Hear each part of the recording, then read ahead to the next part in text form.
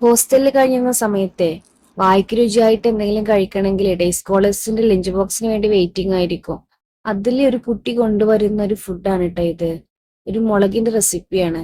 സിമ്പിളാണ്, ഒരു പണിയുമില്ല. പക്ഷെ ഇതിന്റെ ടേസ്റ്റ് എന്ന് പറഞ്ഞാല് നമ്മൾക്ക് വേറെ കറികളൊന്നും വേണ്ട. ഇതിനു വേണ്ടി നല്ല ഫ്രഷ് ആയിട്ടുള്ള പച്ചമുളക് എടുക്കാം. ഏത് പച്ചമുളകായാലും കുഴപ്പമില്ല. പച്ചമുളക് എടുത്തിട്ട് നന്നായി കഴുകി അതിനെ നടുകെ കീറണം. കീറിയിട്ട് എരിവുള്ള ആൾക്കാരാണെന്നുണ്ടെങ്കിൽ നമുക്ക് എന്ത് ചെയ്യാം, അതിന്റെ കുരുവൊക്കെ കളയാം. പക്ഷെ എരിവുള്ള ഇഷ്ടമുള്ള ആൾക്കാരാണെങ്കിൽ അത് അങ്ങനെ തന്നെ വെച്ചിട്ട് അതിന്റെ ഉള്ളിലേക്ക് നമുക്ക് നിറയെ ഉപ്പ് നിറക്കാം. ഉപ്പ് ആവശ്യത്തിന് ഉപ്പ് നിറക്കുക. കൂടുതൽ ഉപ്പ് വേണ്ടവർ അങ്ങനെ ചെയ്യാം.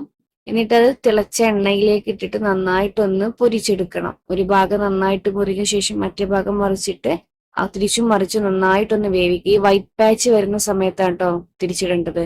അപ്പോഴാണ് അതിന്റെ കറക്റ്റ് വേവ് വരുന്നത്. ഇത് നന്നായി മുരിഞ്ഞെടുക്കുന്ന ടൈപ്പ് അല്ല കേട്ടാ. നന്നായിട്ട് ഉള്ളു നന്നായിട്ട് വെന്തിട്ടുള്ള ഒരു സമയത്താണ് നമ്മളിത് വറുത്ത് കോരേണ്ടത്.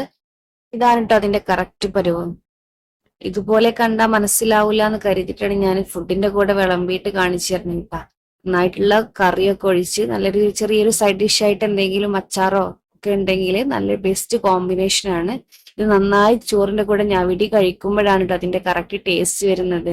ഇതുപോലെ എല്ലാവരും ഒന്ന് കഴിച്ചു നോക്കുക, നല്ല ഇഷ്ടപ്പെടും.